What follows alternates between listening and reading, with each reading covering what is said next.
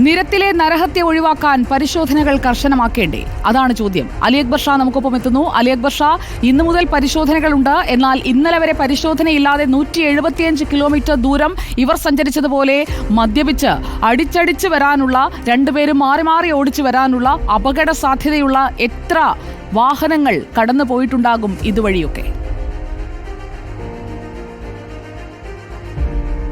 തീർച്ചയായും സുജയ, നാട്ടികയിലെ അപകടം അത് ഞെട്ടിക്കുന്നതാണ്. ഈ പറഞ്ഞതുപോലെ ഏകദേശം 175 കിലോമീറ്ററോളം മദ്യപിച്ച് വാഹനം ഓടിച്ചിട്ടും ഇവർ പിടിക്കപ്പെട്ടില്ല ഒരിടത്ത് വെച്ചും എന്നതാണ് ഏറ്റവും ഞെട്ടിക്കുന്ന കാര്യം. ഇതിന്റെ പശ്ചാത്തലത്തിലാണ് Ernakulam regional transport officer TM ജേഴ്സണുമായി നമ്മൾ സംസാരിച്ചത്. അദ്ദേഹം പറഞ്ഞത് ഈ നേരത്തെയൊക്കെ MVD വാഹനങ്ങൾ പരിശോധിച്ചിരുന്നത് വാഹനങ്ങൾ വഴിയിൽ തടഞ്ഞു നിർത്തി കൃത്യമായ പരിശോധനകളായിരുന്നു. ആ ഘട്ടത്തിൽ നിരവധിയായ ആരോപണങ്ങൾ ഉയർന്നു. യാത്രക്കാർക്ക് ബുദ്ധിമുട്ടുണ്ടാക്കുന്നു, അവർ തമ്മിൽ വാക്കുതർക്കത്തിലേക്ക് പോകുന്നു. അത്തരത്തിലുള്ള സാഹചര്യത്തിലാണ് അത്തരത്തിൽ വാഹനങ്ങൾ നിർത്തിയുള്ള പരിശോധനകൾ ഒരു പരിധിവരെ നിന്നുപോയത്. പിന്നീട് ഇത് ആർട്ടിഫിഷ്യൽ ഇന്റലിജൻസിലേക്ക് മാറി. AI വന്നപ്പോൾ കൂടുതൽ കാര്യക്ഷമമാകുമെന്ന് നമ്മൾ പറഞ്ഞെങ്കിലും അത് നേരെ വിപരീതമായാണ് പ്രാവർത്തികമായത് എന്ന് വേണം അദ്ദേഹത്തിന്റെ വാക്കിൽ നിന്നും മനസ്സിലാകാൻ. ഈ ആർട്ടിഫിഷ്യൽ ഇന്റലിജൻസ് ക്യാമറകളിൽ മദ്യപിച്ചതോ അല്ലെങ്കിൽ ലൈസൻസ് ഇല്ലാത്തതോ ഒന്നും പിടിക്കപ്പെടില്ല എന്ന ഉറപ്പിന്റെ പുറത്ത് ലൈസൻസ് ഇല്ലാത്ത ക്ലീനർമാർ പാതി വഴിയിൽ നിന്നും ഡ്രൈവർമാരെ മാറ്റി വാഹനങ്ങൾ ഓടിക്കുന്ന സാഹചര്യം ഉണ്ടായി, മദ്യപിച്ച് വാഹനം ഓടിക്കുന്ന സാഹചര്യം ഉണ്ടായി.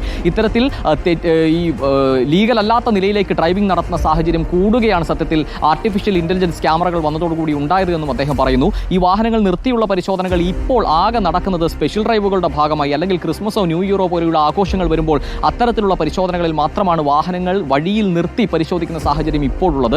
അപ്പോൾ നമ്മളുടെ ചോദ്യം, അങ്ങനെ ഉണ്ടാകുമ്പോൾ സ്വാഭാവികമായും ഈ നാട്ടികയിൽ ഉണ്ടായതുപോലുള്ള അപകടങ്ങൾ ഉണ്ടാവുകയില്ലേ? അപകടങ്ങൾ ഉണ്ടായ ശേഷം മാത്രം പരിശോധനകൾ മതിയോ എന്ന ചോദ്യത്തിന് അദ്ദേഹം പറഞ്ഞ കാര്യം അതാണ്. നേരത്തെ ഉണ്ടായിരുന്ന ഈ സംവിധാനം മാറ്റിയത് ജനങ്ങളുടെ സൗകര്യം കൂടി കണക്കിലെടുത്തുകൊണ്ടാണ്. അത്തരത്തിലുള്ള നിർദ്ദേശമാണ് മുകളിൽ നിന്നും ലഭിക്കുന്നത്, നിർദ്ദേശം അനുസരിച്ചാണ് നിലവിൽ പ്രവർത്തിക്കുന്നത് എന്നാണ്. പക്ഷേ ഇതിൽ അടിയന്തരമായൊരു മാറ്റം വേണ്ടേ എന്ന ചോദ്യം തന്നെയാണ് ഇത് ഇപ്പോഴും നിലനിൽക്കുന്നത്. ഇത്തരത്തിലുള്ള അപകടങ്ങൾ ഉണ്ടാകുമ്പോൾ മാത്രം പരിശോധന കർശനമാക്കുന്ന നിലയിലാണ് നമ്മളുടെ സംവിധാനങ്ങൾ ഇപ്പോഴും പ്രവർത്തിക്കുന്നത്. നാട്ടികയിലെ അപകടത്തിന്റെ പശ്ചാത്തലത്തിൽ വരുന്ന 15 ദിവസത്തേക്ക്, ഏകദേശം 15 ദിവസത്തേക്ക് രാത്രികാല പരിശോധനകൾ കർശനമാക്കുമെന്ന നിർദ്ദേശമാണ് ഈ കമ്മീഷനിൽ നിന്നും ലഭിച്ചിരിക്കുന്നത് എന്നും ഈ RTO ഓഫീസർ നമ്മളോട് പറയുന്നുണ്ട്. ഇന്ന് രാത്രി മുതൽ ഈ കർശനമായ പരിശോധന നിലവിൽ വരുമെന്നും പറയുന്നു. പക്ഷേ അത് മതിയോ എന്നതാണ് ഏറ്റവും പ്രധാനപ്പെട്ട ചോദ്യം.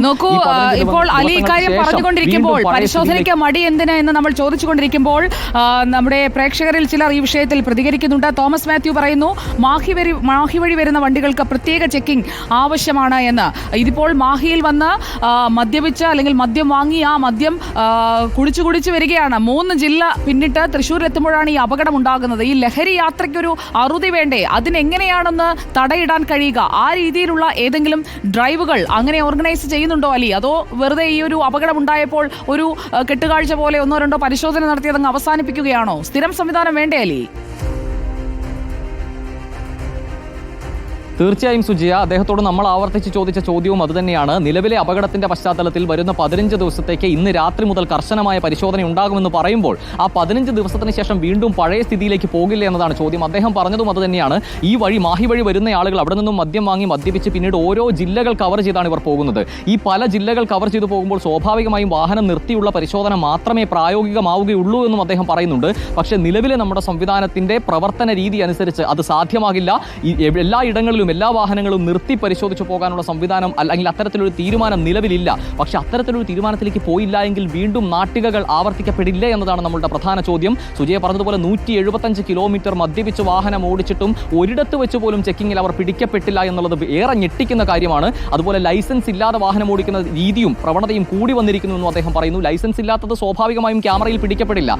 ആ ധൈര്യത്തിൽ ലൈസൻസ് ഇല്ലാത്ത ക്ലീനർമാർ ഡ്രൈവർമാരെ മാറ്റി ഡ്രൈവിംഗ് സീറ്റിലേക്ക് ഇരുന്ന് വാഹനങ്ങൾ ഈ തടിലോറിയെ കുറിച്ചും അതിലെ ഡ്രൈവറെയും ക്ലീനറെയും കുറിച്ച് പറഞ്ഞുകൊണ്ടിരിക്കുമ്പോൾ ചില സന്ദേശങ്ങൾ വരുന്നുണ്ട് ഇതുമായി ബന്ധപ്പെട്ട്.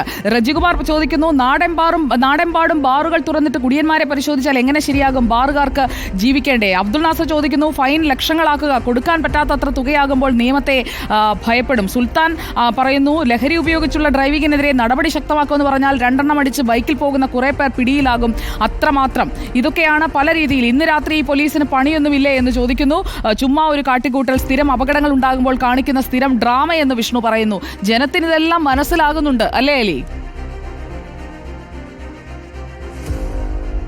തീർച്ചയായും സുജിയ, മറ്റൊരു പ്രധാന കാര്യം ഈ ചെക്കിങ്ങുമായി ബന്ധപ്പെട്ടുള്ളത് പോലീസുകാർ ഈ രാത്രികാലങ്ങളിൽ മദ്യപിച്ചോടിക്കുന്ന വാഹനങ്ങൾ തടയാൻ പോലും മടിയുണ്ടാകുന്ന ഒരു സാഹചര്യത്തിലേക്ക് പോയിട്ടുണ്ട്. കാരണം ഈ ഇത്തരത്തിൽ പിടിക്കപ്പെട്ടാൽ നേരത്തെയൊക്കെ ബ്രെത്ത് അനലൈസർ വെച്ച് പരിശോധിച്ചാൽ അവരെ ശിക്ഷാ നടപടികളിലേക്ക് പോകുമായിരുന്നു. പക്ഷേ ഇപ്പോൾ അവരുടെ ബ്ലഡ് ചെക്ക് ചെയ്ത് ഉറപ്പുവരുത്തണം ഇവരുടെ ബ്ലഡിൽ ലഹരിയുടെ സാന്നിധ്യമുണ്ട് എന്ന്.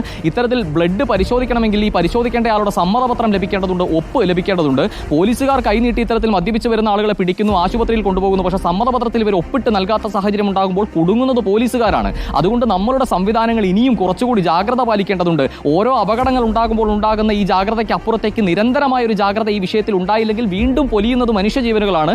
ഇത്തവണ ഈ 5 പേരുടെ ജീവൻ നോക്കൂ, 5 പേരുടെ ജീവൻ ഈ 175 കിലോമീറ്റർ മദ്യപിച്ചെത്തി ഈ സംഘം തകർത്ത് കളയുമ്പോൾ സ്വാഭാവികമായും ഇനിയും ഇത് ആവർത്തിക്കുക തന്നെ ചെയ്യും. 15 ദിവസത്തെ ഈ സ്പെഷ്യൽ ഡ്രൈവിന് അപ്പുറത്തേക്ക് കൃത്യമായൊരു നിയമ സംവിധാനം കൊണ്ടുവരിക തന്നെ വേണം, നിയമനിർമ്മാണം നടത്തുക തന്നെ വേണം ഈ വിഷയത്തിൽ എന്നതാണ് ജനങ്ങളുടെ ആവശ്യം. നമ്മൾ ആവർത്തിക്ക് ചോദിക്കുന്ന ചോദ്യവും അതുതന്നെയാണ് Sujaya. Okay, thank you Ali Akbar Shah. നമുക്ക് ഈ ചോദ്യങ്ങൾ ചോദിച്ചുകൊണ്ടേയിരിക്കണം. കാരണം നിരത്തിലിറങ്ങുന്ന ഓരോരുത്തരുടെയും ജീവന് വിലയുണ്ട്. ആ പാവങ്ങൾ, അവർക്ക് മറ്റൊരു ഇടമില്ലാത്തത് കൊണ്ട് അവിടെ കിടന്നതാണ്. അവർക്കിടയിലേക്ക് അതുവഴി യാത്ര പോലും ചെയ്യാൻ ഉള്ള സൗകര്യമില്ലാത്ത, അങ്ങനെയൊക്കെ ബാരിക്കേഡ് അടക്കം വെച്ചിരുന്ന ഇടത്തേക്ക് പാഞ്ഞു കയറിയ മനുഷ്യരുടെ ജീവൻ എടുക്കുകയായിരുന്നു ആ തടിലോറി എന്നതാണ് നമ്മൾ മനസ്സിലാക്കേണ്ട വസ്തുത.